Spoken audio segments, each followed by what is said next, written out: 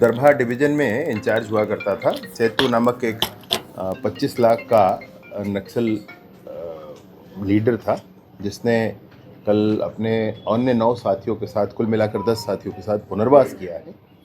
सरकार की तरफ से पहले ही इस बात की घोषणा है कि जो पुनर्वास करना चाहते हैं वो तुरंत ही आ जाएं, पुनर्वास करें।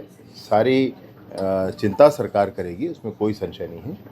और इस बात के लिए भी बड़ी स्पष्टता है कि पूरी ताकत के साथ सर्च ऑपरेशंस और अन्य एलिमिनेट करने के लिए, नक्सलिज्म एलिमिनेट करने के लिए जो आर्म्ड फोर्सेस के काम है वो भी काम किए जाएंगे। ये तेलंगाना के रहने वाले हैं चैतू, और इन्होंने बस्तर में पुनर्वास किया है।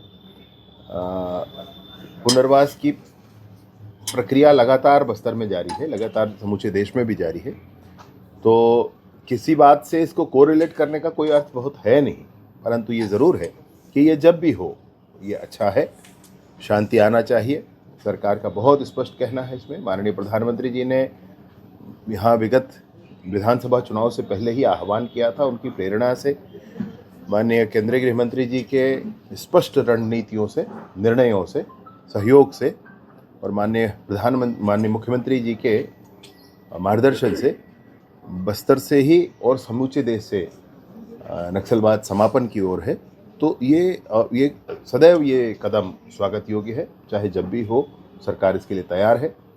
जो पुनर्वास नहीं करेंगे, जो फिर से हथियार उठाकर बात करेंगे, तो सशस्त्र बल के जवान पर्याप्त है उनसे इन सारी बातों को करने के लिए। 80% छत्तीसगढ़ से अब ये समाप्त हो चुका है।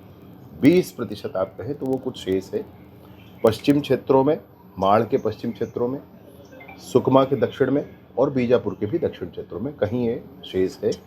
परंतु आप खुली हवा में सांस अब बस्तर में ले सकते हैं, और निर्धारित समय में निसंदेह ये होगा कि आप इंद्रावती के किनारे शाम को बैठकर चाय पी पाएंगे। बस्तर, हमारे पूरे ही नेतृत्व का ये स्पष्ट मानना है कि बस्तर में जल, जंगल, ज़मीन सब कुछ बस्तर के लोगों का है, बस्तर के युवाओं का है।